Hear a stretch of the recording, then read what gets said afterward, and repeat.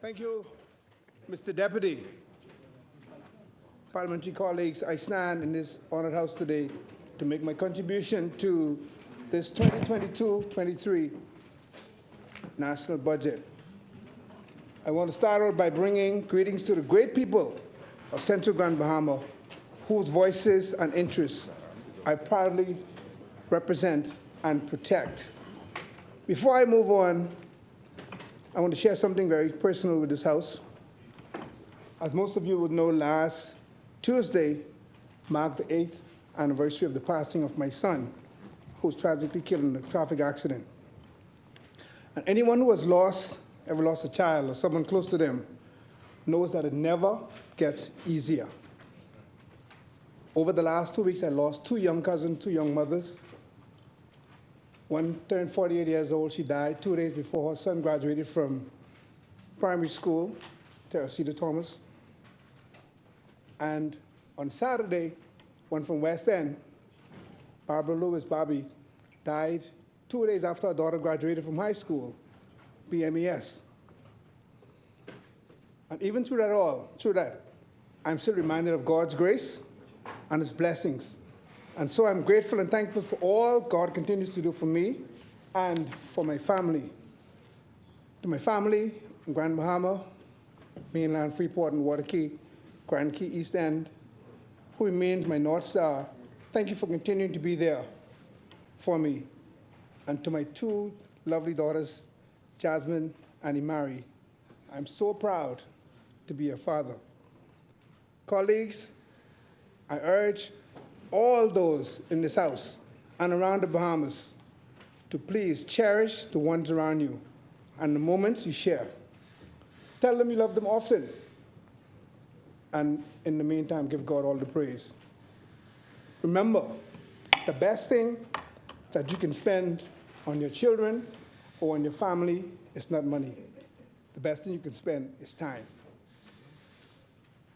Madam Speaker, Mr. Deputy, I'm always thrilled to advise this honorable House that the world-famous Central Grand Bahama Farmers Market Festival is still in tip-top shape, and it's growing daily, just like the seeds that we plant.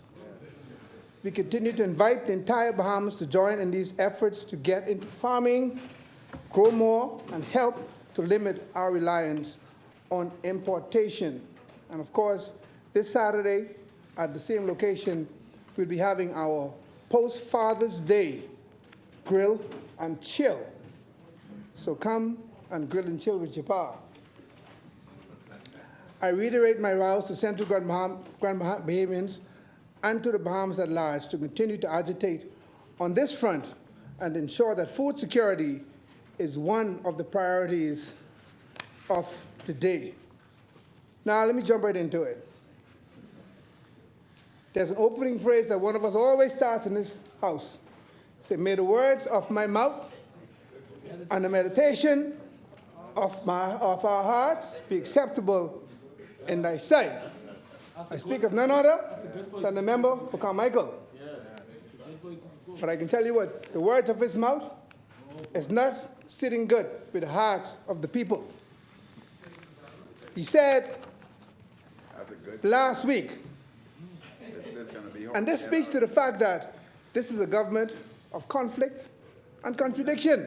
Stunning achievement. Conflict and contradiction. Stunning achievement. Yes, after the Carmichael's member contribution, the member for Kalani pointed out and confirmed by the investors that there will be $400 million infused into the economy. I said to Carmichael, is it a bad deal because the hair braiders will be a part of this $400 million? Is it a bad deal because the straw vendors will receive a part of this $400 million? Is it a bad deal because the taxi drivers will receive a part of this deal? Is it a bad deal because the tour operators will receive a part of this deal? Is it a bad deal because the car rental owners will receive a part of this? I ask you, is it a bad deal because Bay Street stores and vendors will also receive a part of this? Or is it a bad deal because the Surrey owners will receive a part? Or is it a bad deal because the jet ski operators, the dive operators, Junkanoo Beach operators, Mr. Deputy, the PLP bragger would be in the party of the people.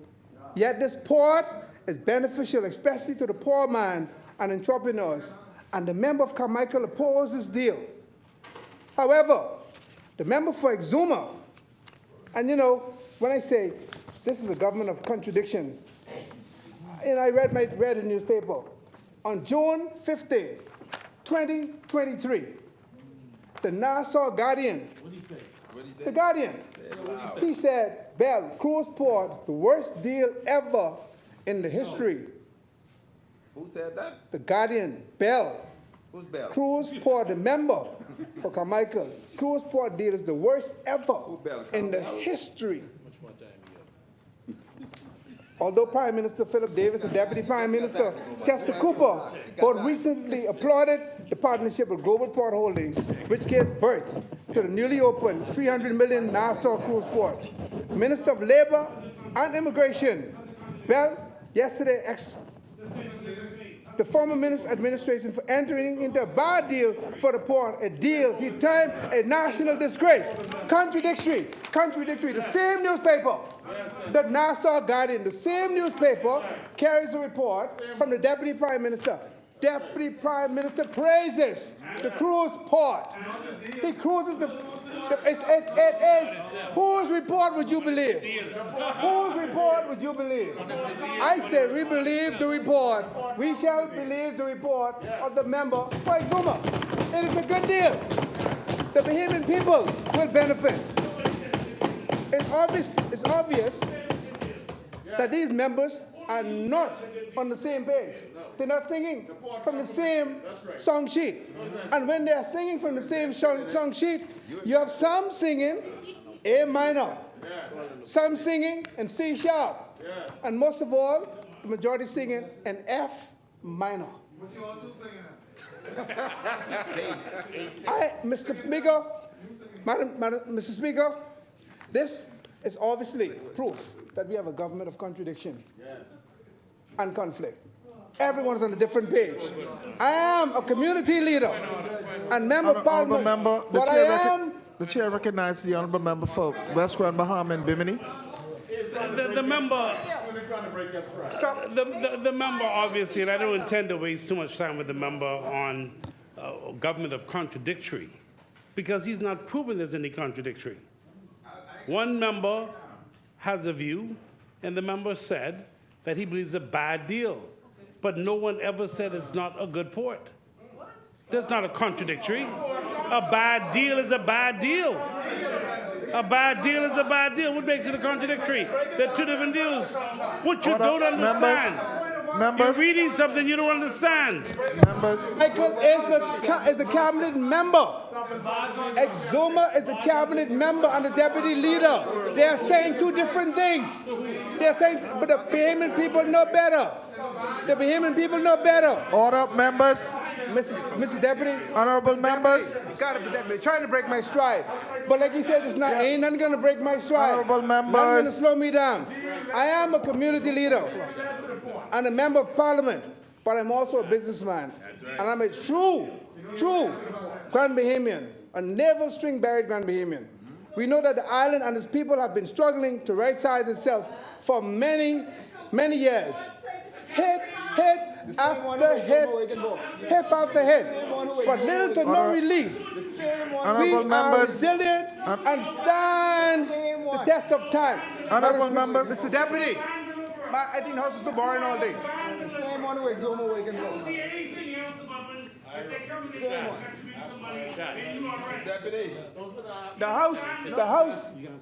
The house was I guess too boring all day. You are bad influence on Mr. Vilstrom. Mr. Deputy, I truly believe that not enough is being done to protect Order, honourable members. common man in Grand Bahama. Yeah, the chair And throughout recognizes the the honourable country. member for Yamakra. They are getting leftovers. A Members. barely functioning Member. airport is not enough. No, point of order? What is the point? The chair recognizes the honourable member for Yamakra. One member on his feet, please. Honourable member. Yeah, I get this. They want to be the speaker also. Mr. Deputy, the members seeking to be intentionally misleading, and he has yet to prove what he said. What he has said, he is just reading and spewing. So if the member cannot prove that what he is saying is actual fact, then he must either remove it off the record because there's no contradictory. I'm on a point of order. I'm on a point of order. He is misleading. He is misleading. Mr. Deputy, if one would purchase a vehicle, the contract for purchasing a vehicle may be a bad contract, but the vehicle may be a nice vehicle. It's very simple. The member is choosing to, so if he doesn't understand what he's saying by a bad deal means a bad contract. The product itself is a good product that was hailed. There's no contradiction. The member needs to go back to school. Thank you, honorable member. Yeah. Mr. Deputy. The chair recognizes the honorable member for free time. Point of order? Yes, the point of order, Mr. Deputy Speaker, is he flashes the headline. Well, what is the... I'm on a point of order. What the story says, and in the story it says... You finished? Honorable members. You finished? Honorable members. You finished? In the article, Mr. Deputy Speaker, entitled DPM Praises Cruise Port, the Tribune says this. The Tribune says specifically, Cooper did not respond directly to his colleague minister. So in the story itself, sorry, the Guardian.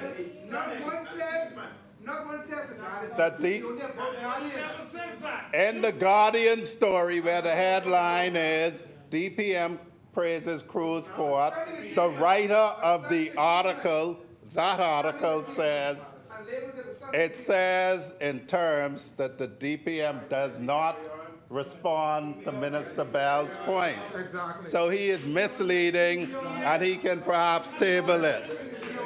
Thank you, honorable member. Headlines are deceiving. Thank you very much.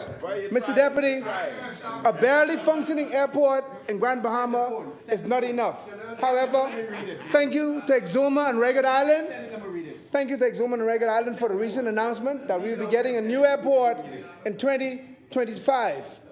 An inadequate healthcare system is still not enough, so let's hope that the ground that was rebroken in Grand Bahama for the healthcare facility that the member for Pine will talk about comes into fruition. I really believe that he should apologize. 30 minutes of a cruise ship stop is not enough for the Port Lucaya vendors. Mr. Deputy? Mr. Deputy? Especially to maintain the injection of revenue needed to sustain a stagnant economy in Grand Bahama. Grand Bahamians are concerned over the state of the island and its economy. Yes. And they have every right to be. Yes. They have a right to be worried. Yes. They have a right to ask questions. They have a right to be angry. Yes. Grand Bahamians have been denied personal development and growth. Grand Bahamians are tired of being treated like stepchildren. They want vision. And we know that without vision, the people perish. I refuse to let Grand Bahamians and the Bahamas at large suffer to a government with blinders on. It's time to put on some spectacles for clearer vision. More grants needed to be made available for small and medium-sized businesses. I've said it before, there needs to be a better way to manage the heads of agreements that are being granted to foreign investors. There are many investors who have benefited greatly in Grand Bahama. Many investors, and I want you to listen to this. However, However, I'm speaking on behalf of Grand Bahamians for the people of Grand Bahama and, of course, the Bahamas. However,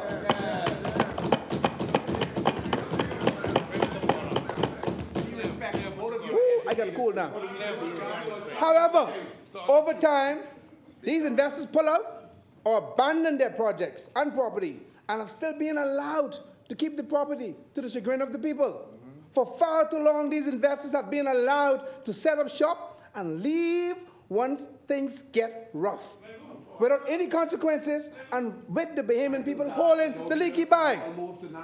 When you drive around Grand Bahama, there are dozens of businesses and buildings that have been abandoned. The Princess property in Grand Bahama has been abandoned since 2004. For heaven's sake, that's too long. It was an eyesore in the city of Freeport, a crime breeding area, a mosquito breeding ground, and a health hazard. That was until Central Grand Bahama entered into an agreement with the local management team to clean it up, restore the water park and fish pond, and is now used by Grand Bahamians to generate revenue to feed their families. You know, I hope this partnership continues, because this ground is being used by Grand Bahamians to make money on a regular basis. So I hope this partnership continues. You know, in recent times, unfortunately, the power company, we had a meter there, and the power company 4 weeks ago took the meter out. So there's no electricity on the site. The fish pond that had thousands of fish at the upper level dried up. This could have been done as a community. I reach out to them and I will continue. See if they can put it back, because this is a disservice to the people. People are using it to take pictures to generate revenue. I'm speaking as a Grand Bahamian, as a concerned citizen. I'm not pointing the finger at anyone in here. I'm not pointing the finger at anyone in here. Wait, you ever been to Grand Bahama? You ever been to Grand Bahama? You in Freetown. Let's talk about Grand Bahama. I believe that the future heads of agreements should include bonds so that the people of Grand Bahama and the Bahamas will be protected. I say give the property back to the people and make the abandoners pay. Yes. It's time for us as a government to tighten up. I believe if investors were to provide bonds in the event that projects default, the people will have some level of insurance and they will have even greater sense of autonomy. It boggles my mind how this New Day government has been preaching that Grand Bahama is grander than ever, but has no proof to show for it. According to their budget, even though the island typically contributes, even though the island contributes 12% of the overall GDP of the Bahamas, Grand Bahama's economy declined by 9% when compared to the previous year. The member for Cat Island described this as a prolonged decline in the Grand Bahamian economy and then blamed the Hospital Creek Agreement economic model for their failures to bring about the change they promised. For years, Grand Bahamians have agitated against this model for governance of their water, electricity, and independence. Is this West End contribution? Come on, you got to keep it. We agree that these issues are, in fact, systematic and fundamental, and decisive actions must be taken. The Cat Island MP announced that the Bahamian people can expect a separate, detailed announcement. Mr. Deputy, Grand Bahamians do not want rhyme and riddles. We don't want empty promises. We don't need any empty announcements. We want straight answers. This is not a game. It is our way of life. If you have a plan, let us see it. I echo the sentiments of the leader. There must be widespread consultation with residents and stakeholders on the island on the way forward for the island. While we agree that something has to change, we know it must be done the right way.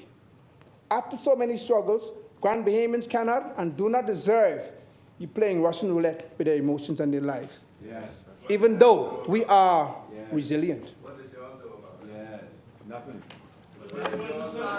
Now, budget response. Mr. Deputy, in his communication, the member for Cat Island, good member for Cat Island, described this budget as his administration's best expression of the intentions of the government. He said this budget is expected to do three things: national security, economic security, and the lives and livelihood of the people of the Bahamas. Well, if this is the best you have, I'm not impressed. You have sorely undelivered. This budget does not make anyone feel safe.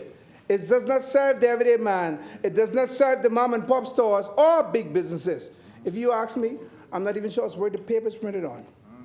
Time to go back to the drawing board and present a real budget for the people.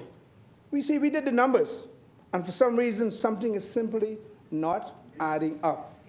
The domestic economy supposedly showed a notable rebound in the country's economic activity. Of course it has. The world had stopped for just over 2 years because of the impact of the global COVID-19 pandemic and the onset of the global inflation. And for Bahamians, Dorian extended that compounded trauma. But there seems to be an interesting pattern of where we are seeing the selective rebound. Islands like New Providence, Cat Island, San Salvador, y'all see a pattern? Rumkey and the Exumas saw a significant boost. But what about the rest of the Bahamians across the archipelago? Other Andres you call Andres. Where's the focus on Grand Bahama and the other family islands? Where is their growth? The number shows that despite these gains, other family islands fare less.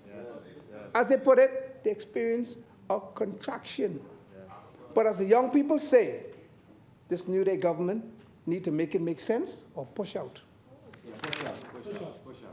Mr. Deputy, when we look at Long Island, the GDP growth declined by 10% in 2022 when compared to 2021. Long Island was more prosperous under the previous F&M administration during COVID and than under this administration. Thank you, Minister Administration. Thank you, Adrian Gibson.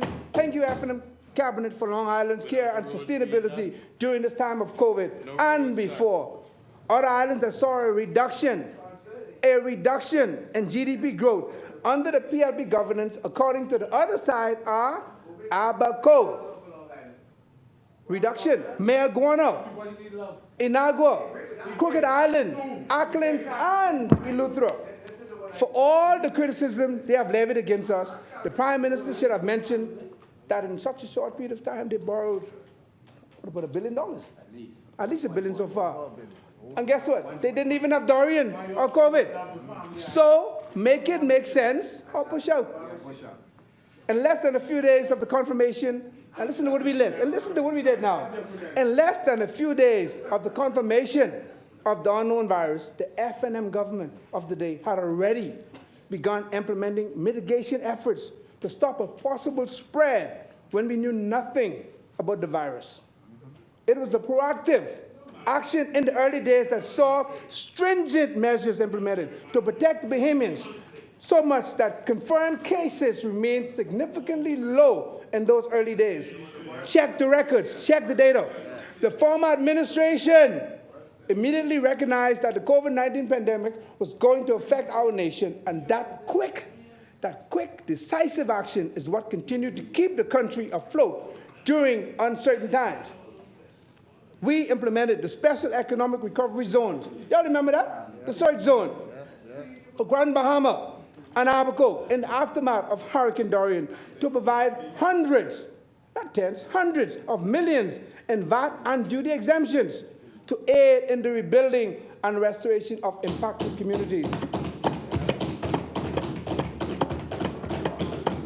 We also implemented search for lesser developed islands of the Bahamas, like Andros and the Southern Bahamas, to have special VAT and duty exemption for vehicles, commercial and construction activities in those islands, because we understood that those islands were in need.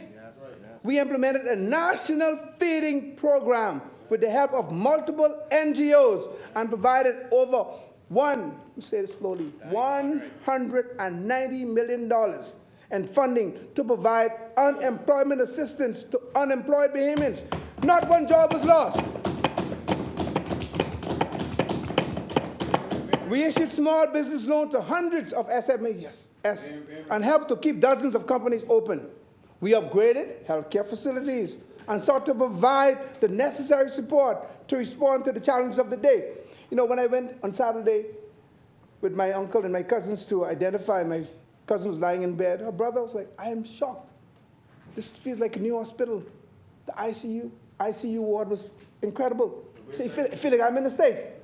He said, I hear they say, I on the other side, but must admit, y'all did some work. Impressive. We knew that in the aftermath of the devastating Hurricane Dorian and newly discovered novel coronavirus, the need was great across the archipelago. We ensured that St. Barnabas, we ensured that VAT remained off bread basket items, off medicine, off insurance, baby food, supplies and clothing, because we knew that this would make life just a little bit easier.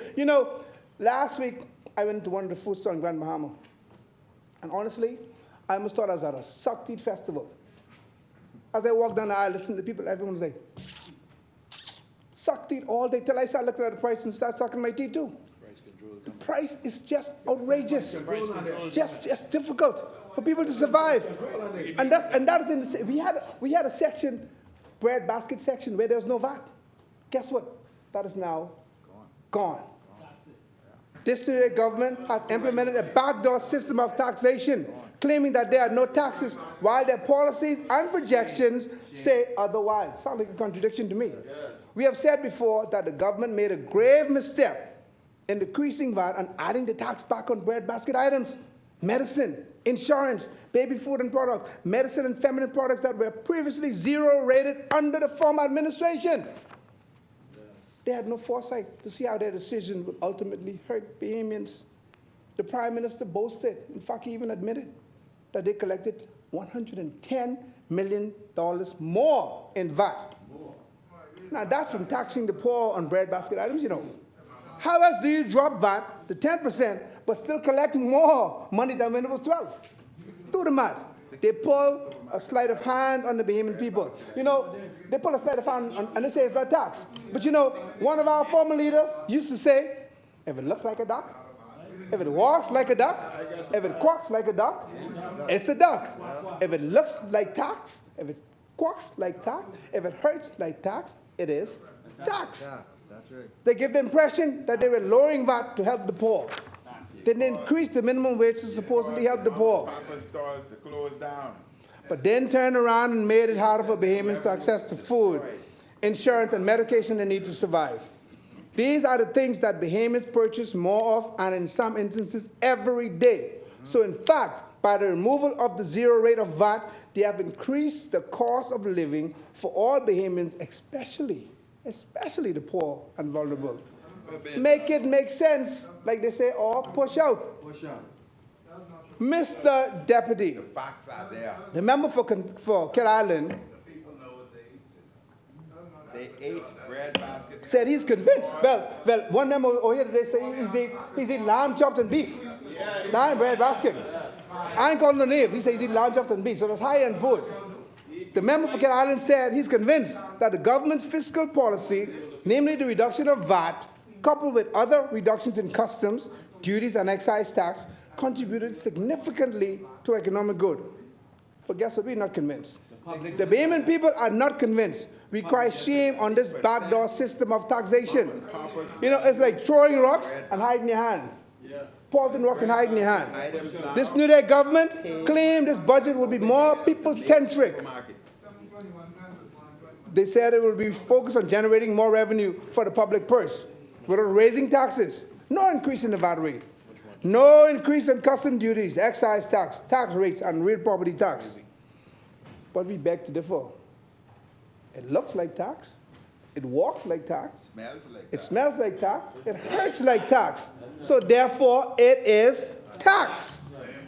There are new regulations to regulate the water sport industry. Well, let me say, how do young people say? There are new regulations to regulate the water sport industry will whack the jet ski operators, the vendors, the banana boat operators, the fishing boats, and all the entrepreneurs who eat, sleep, and breathe soft life, those who survive on the blue economy. Fees are expected to see significant increase. And I have all of the bills bound. We refer to them on a regular basis. A-class licenses, fees will increase from $50 to $100. Wow, double. That is 100% increase. B-class licenses, fees will increase from $30 to $50. That is an increase of 66.67% increase. Listen to me. Listen to this. Examination fees will be raised from $30. I'm going to slow down now. Examination fees will be raised from $30 to $100. That is an increase of 233.34%. And it gets worse. Education? Duplicate license fees will be raised from $10 to $100. That is a 900% increase. This is a new day of fee increase. You have to be rich to afford a 20-foot boat in this country. How does this impact fishermen? Again, we say, why are we supporting this backdoor system of taxation? They are saying no taxes, but their policies and projections says otherwise. We say it's time to go from saying PLP all the way to PLP gone away.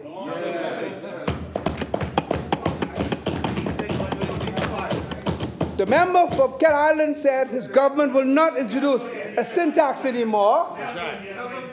After Todd Pine said it would. Again, a government of conflict and contradiction. So instead, they decide to give in to the lobbyists. These businesses get a pass while the rest of us pay the price for increased health care costs due to non-communicable illness. Why is the PLP giving in to the sugar industry and not prioritizing Bahamian health?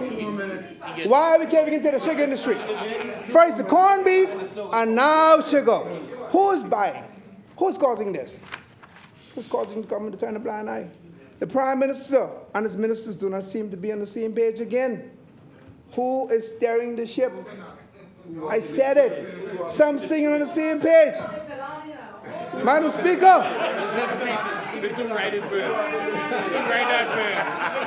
I said, this is a government of conflict.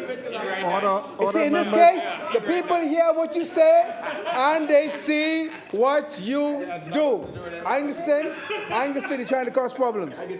Their solution is to increase revenue. Yeah, I understand. I know you're pro. Increase revenue collection by improving tax compliance and enforcement, and announce that they will establish a large taxpayer unit. Why? I wonder why. We wish them well. We wish you well. The tax police force. My goodness. Though we have absolutely no expectation from them to properly implement this level of oversight. They just can't seem to get it straight. The story's mixed up. Our leader said one good way to evaluate bad money managers, what he said, is when they're having money problems, they seek to take yours. I once again echo opposition's demand, and this is serious, that the government bring back the highly effective VAT holidays for the hurricane season. Oh, you agree with this, Weston? Bring it back. We in the hurricane season. For the holidays, hurricane season, and for back-to-school shopping that were introduced and implemented under the FNM. No, it wasn't done. We didn't do it last year. We did not do it last year. No, you did not. We asked for it. We begged for it. We pleaded for it on behalf of the people. We asked, we begged, we pleaded for it. It did not happen. This new day government says that its plan since coming to office were already bearing fruit. You see that? All I'm saying, the plan since coming to office is already bearing fruit. But where's the bearing fruit? Because to us, these trees look very bare. And I wonder who is eating this fruit that they're speaking of? Must be the forbidden fruit that we were told not to eat. Certainly not anyone who come to us every day seeking help. From what we can tell, this was supposed to be a new day for Bahamians. But what Bahamians can truly say, that they believe this country is any safer. Which Bahamian can say that? It's any safer today than it was on September 16, 2021. I believe we have an obligation to ensure that we are bettering the lives of the people we serve and are upholding the values of freedom our forefathers fought for. What social service support is being implemented to help the most vulnerable in the country? The Bahamian people simply want to know. They deserve a government that has the foresight to ensure they are fail-safe, that their fail-safe are in place. I want to ask the Bahamian people a few questions. What does this budget do for you? Does it allow you to pay your bills? Does it allow you to secure a career? Do you feel as if your future is secured? Do you feel safer? Are your children being protected? Do you feel as if your sovereign rights are being threatened? Do you believe that Bahamians are being put first? You know, I'm gonna divert a bit. We have some Bahamians out there, and I want to say congratulations to Dr. Trevor Johnson. Dr. Trevor Johnson, who was the first Bahamian to receive a PhD in disaster management. He's from the West. I'm proud of Trevor. He worked with me for 2 years in the ministry, and I referred him to the good minister from Pinewood Gardens, and we're keeping an eye on him. But Trevor just graduated with his PhD. We should have system in place where, in the 60s, when our forefathers talked about Bahamianization, to ensure that we have system in place to keep the best, to retain and bring the best of the best back home. Yes. People have this view that Bahamianization is a concept of xenophobia and hate. No, I think it is a concept of recognition and empowerment for Bahamians. We cannot allow someone like a Trevor to leave. I heard nice he's got a job at the Pacific Disaster Committee. We need to find funds to bring someone like a Trevor back home, and there are many. We are in the Hurricane Corridor. We should go hard after someone like that and pay him what he's worth to structure programs in here. Yes. Yeah, y'all need to learn something then. If we talk about we agree. Aisha Bo, a young Bahamian, just got some $1 billion worth of contract from NASA. A young Bahamian engineer. I wonder if in this country, if we needed that amount of money, would we have gone to a local Bahamian to get that? But NASA hired her to provide over $1 billion worth of supplies for them. A wonderful achievement, Aisha. Congratulations. Dr. Myron Roll from the Bahamas, one of the best neurosurgeons in the world. He's away. We need to get them back home. Dr. Sidney McPhee is the president of MTSU, a Bahamian. I remember the Prime Minister spoke at the convocation in May. Now, I'm going to bring this home. We have a young Bahamian in this country who I believe is overlooked over and over and over again. Recently, the president of the University of the Bahamas resigned. And someone from the board is brought back. I'm not sure if she's a Bahamian, but there's a Bahamian who's qualified for that position. If we could have a Sidney McPhee in charge of MTSU in the States, in Tennessee, why can't we have Dr. Ian Strachan in charge of the University of the Bahamas? And don't tell me it's a board decision. Don't say it's a board decision because the government, based on policies, why isn't Dr. Ian Strachan in charge of UB? What are we doing? And don't tell me he's not qualified. Why is he not there? We need to find a way to ensure that justice is served on that line. Yes, he's in Grand Bahama, but we don't mind him coming to NASA if it's going to be upward mobility for a Bahamian to head the highest tertiary education institution in this country. Another Bahamian. I watched sports over the weekend. I watched golf over the weekend. The U.S. Open, a major. And the USGA is headed by a black man, a Bahamian, the first in over 100 years of existence. Fred Popol from Beck. And see, I've been blessed because both Trevor Johnson and Fred Popol work with me as students. And I'm so proud that Fred elevated now. Yes, he's designing the hospital. But here's where I'm getting with this. We're talking about Bahamianization. Fred Popol is the president of one of the richest sporting organizations in the world, the USGA. But friends, colleagues, Bahamas, let me tell you this. There is not one Bahamian, if I'm wrong, point it out to me, in charge or as the director of golf at any of the golf courses in the Bahamas. Now, that should wake up all of us. He has the biggest organization in golf in the world, a Bahamian, and not one of our golf courses in this country has a Bahamian as a director. At Winding Bay, no Bahamian holding staff. At Baker's Bay, Llewellyn, Uncle Lou Kelman. He's a professional. At the Royal Blue at Bahama, no Bahamian. At Ocean Club, no Bahamian. At Albany Club, no Bahamian director. At the Reef in Grand Bahama, no Bahamian director of golf. At Sandals, no Bahamian director of golf. We are losing a lot of them. At Life with Key, none. And I'm not pointing a finger. I'm just saying we need to Bahamianize. All of us need to focus. All of us. I'm not pointing my finger on that side. I'm saying all of us collectively, all of us need to ensure, all of us. I've been advocating for this forever. It's getting worse before it gets better. We don't know anyone who can truly answer the question that is better today. The Bahamian deserves real change. We need innovation, real reform, and real relief.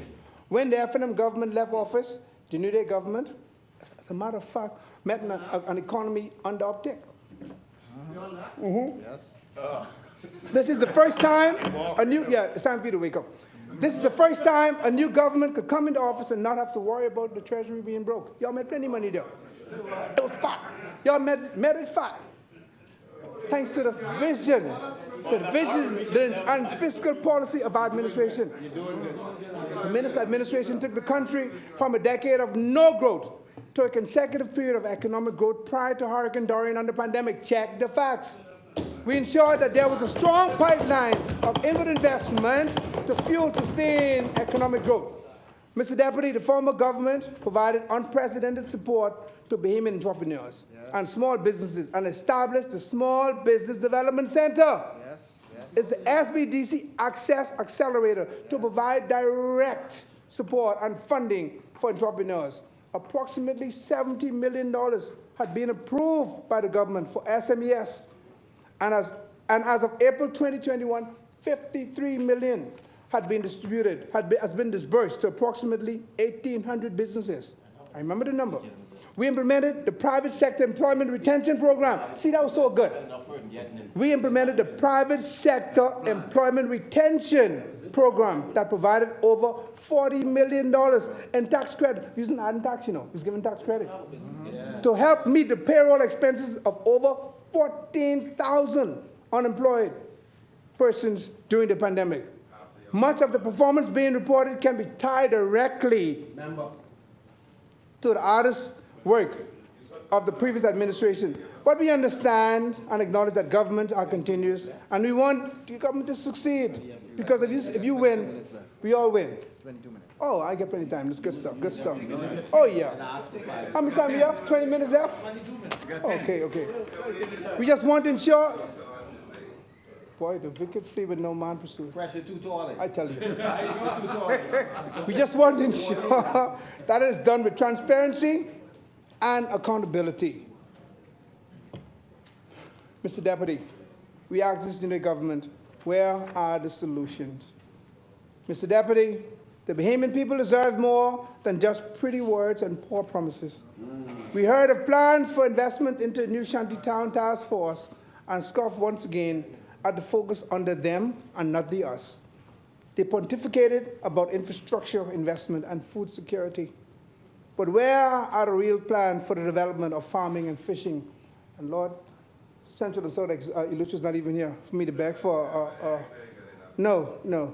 What is being done to identify, secure, and protect our natural resources and make it work for the people?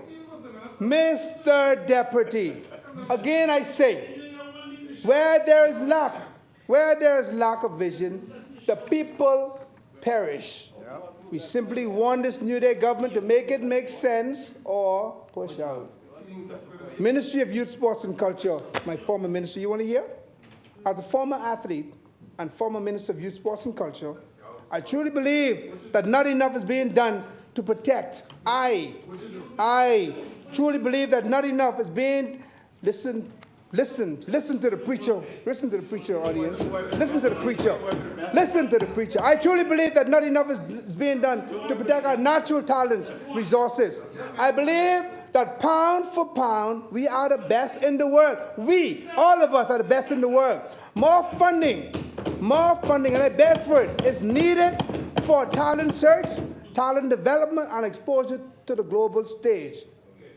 How can, I'm looking at the budget, and maybe the minister, when we get to the heads, he'll answer this question. How can the Bahamas Games receive $1.3 million? The Bahamas Games in our 50 days of existence, yet the World Relays is receiving over $3 million. Because the money been spent on things like Oh, this. Jesus. Invitation box. To give invitations, really? You got one. You got one. You got one. What is being allocated for our developmental program? How much time do I have now? How much time do I have? I want to record that. The talent displayed by a cricket swimming team, the talent displayed by the cricket swimming and track team. I'm being like this government now. I put on my blinders. I'm looking straight there. The talent displayed by our cricket swimming and track team should have automatically caused the government to invest millions more into our sporting programs. No shame.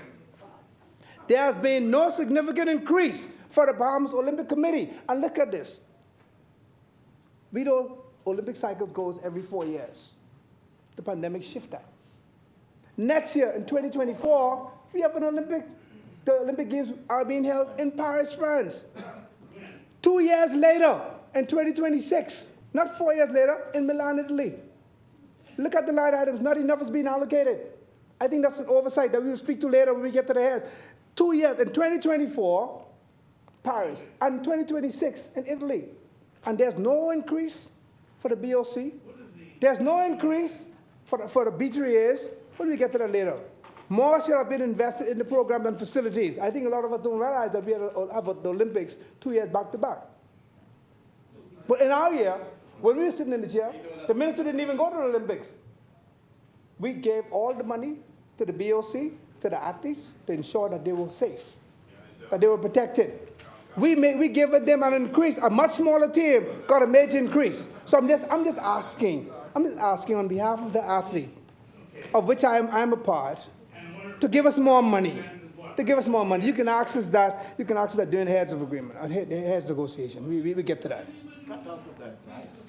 But as always, we are the new day. But as always, we are a new day late. We are a new day late and $1 million short. More emphasis must be given to making Grand Bahama a sports power. I can pick some fight. Thanks for the proposed 50-meter swimming pool, Cardinals. I appreciate that. We appreciate that. But we need more sporting facilities. The YMCA was always a mainstay for sports in Grand Bahama and a training ground for professional teams, like the Dolphins. Unfortunately, not my Cowboys and the Lakers, but the Dolphins used to go there every year. We must make funds available to upgrade the YMCA and to invest into sporting programs like swimming, track and field, baseball, basketball, and football or soccer. For some reasons, we can't seem to even fix St. George's gym right. I know the blood, sweat, and tears that our athletes invest just to have the chance to perform on the global stage. We have been proven to throw, not only to throw, but the land knockout punches well above our weight class. I understood then and now the need to give them all the support they require as they serve on the global stage as goodwill ambassadors for the country. Let us put more money behind these athletes and the programs. I do believe that the Ministry of Youth, Sports and Culture is the most underfunded ministry in the government. It's my belief. When are we going to recognize that our athletes, coaches, and sporting teams are our most valuable and easily accessible natural resources? Mr. Deputy, while we are talking about aragonite, oil, sand, and sea, let us not forget our human capital. They are our undisputed champions. These are our untapped natural resources. If we put real money into that ministry, we will indeed realize even more dividends. Yeah. It must be underscored that youth, sports, and culture are three of the major fabrics of our Bahamian identity that requires investment at the highest level. We hope that this government will take it a step further. We hope that this government will take it a step further and provide the necessary training facilities, and equipment to allow our athletes to remain at the global stage competitive level without having to struggle or beg for help. The importance of investing in our athletes cannot be understated. Investing Fix it. You don't care now. Fix it. and must remain a top priority for this new day government. We as a country are not doing enough for sports and the orange economy. If you don't take it personally, that's on you. I'm talking about the whole country. The orange economy, the arts, Junkanoo, Bahamian music, and our culture requires a concerted effort on the way forward. And call me Grand Bahama centric, but that's my prerogative. That's my prerogative. Call me Grand Bahama centric. Grand Bahama Junkanoo needs to be promoted more and certainly needs to be developed. Most people around the Bahamas are unaware. Most people around the Bahamas and tourists are unaware of the prowess of Grand Bahama Junkanoo. Let me brag about my Junkanoo team. Let me brag about my Junkanoo team. The Platinum Knights. The Platinum Knights. The Platinum Knights have won. The Platinum Knights have won five Junkanoo championship in a row. 5 years in a row, they won the championship. And yes, they every year, boom, boom, boom, Platinum Night, Platinum Night, Platinum Night, Platinum. They just came into existence. And since they kept coming into existence, they won it all. They won it all. Now, let's pick the fight. I'm ready to say that pound for pound, they're perhaps the best Junkanoo group in the country. Bar none. Now, yeah, I want to challenge the minister that the same way they paid a handsome sum of money and they bought one family, the Grand Bahama, put some money into the Platinum Night, bring them to Nassau, put them on Bay Street during Boxing Day. Pound for pound, they probably win the parade. In this way, people living in Nassau will see that, hey, guess what? They don't have scrap groups in Grand Bahama. They have a real Junkanoo. The tourists will say, well, they don't have scrap groups. They have a real Junkanoo in Grand Bahama, and perhaps that will help to boost our economy, give them more exposure. More on the orange economy. We have had some of the greatest musicians to hit the global stage. Great Ronnie Butler, Tony McKay, the OBA man, the D-Connection, and how could we forget Who Let the Dogs Out, Bahama. I still don't think we capitalize on opportunities that they will have created for the younger generation. When will we stop missing the boat? Protection of women and children. I was encouraged to hear the member for Cat Island announce that the government is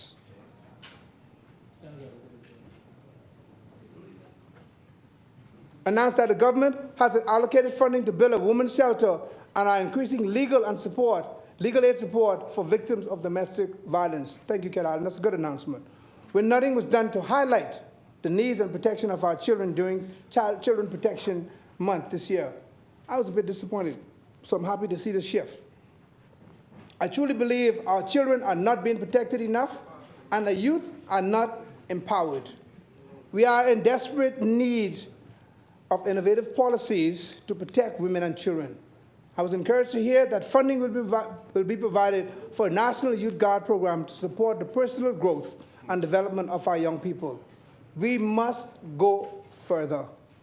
Let us continue to push for the revision and implementation of the National Youth Policy. And thank you, Gardner, he's not here. He spoke to that, and I certainly support the initiative. So I look forward to his presentation in October, seeing how we can put the best policy forward to protect our youth. It is integral that we ensure that this policy goes full speed ahead in order to protect our children, empower our youth, and provide opportunities to secure their future. We must also put incentives in place to not only stop the brain drain, but give Bahamians a reason, like I said earlier, to want to return home and be active citizens in our future developments. Bahamians are ready for relief. They want more. They deserve more. So in closing, as always, the official opposition, you can't wait for the pressure to get off, right? You can't wait. Too much pressure on you today. Good thing. Good thing. You got 10 minutes.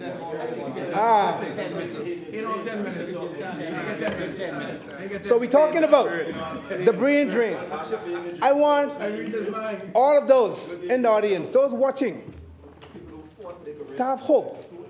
Because we are the ones who need to implement the policies to ensure that our children, we have a retention program. They want to return home. We go out into the world and seek out the best of the best. We always say that based on our policy, we cannot afford to bring this person home. But we are the policy makers. They sent us here to agitate on their behalf. Let us change the policy so that we can bring the best of the best home. Let us do it. Let us do it. Kudos. Let's keep doing. Let's do more. Kudos. I support that. We brought back. We also offered contract to ensure that we attracted the best of the best in the public service. We need reform. We need to fix it because we cannot attract the best of the best with the funds that we pay. We need to fix it. We need to fix it. We, the policy makers, all of us together, need to bring the bills to add to this compendium of bills to ensure that we empower, that we attract, that we bring the best of the best back home. We need to ensure that we protect our sovereign wealth. We need to ensure that when our investors come here, that we protect our people where they will not pack up and leave us holding the leaky bags. It is up to us to do it. That is why the people elected us. That is why they sent us here. This is sound like a fish market. None at all. None. No, I want to make sure my speech is taller than you. I'll make sure, oh, this is too painful. Members. Man, they're saying, Central Grandmama, sit down, this is too painful. I understand. I really understand. Oh, it hurts. See, my speech is hurting like the tax they're putting on the Bahamian people. That's right. This is hurting like the tax they're putting on the Bahamian people. Yes. The thing that walks like tax, that talks like tax, that smells like tax, that is tax. It's painful. I understand. It's hurting you. It is hurting you. I understand. I fully understand.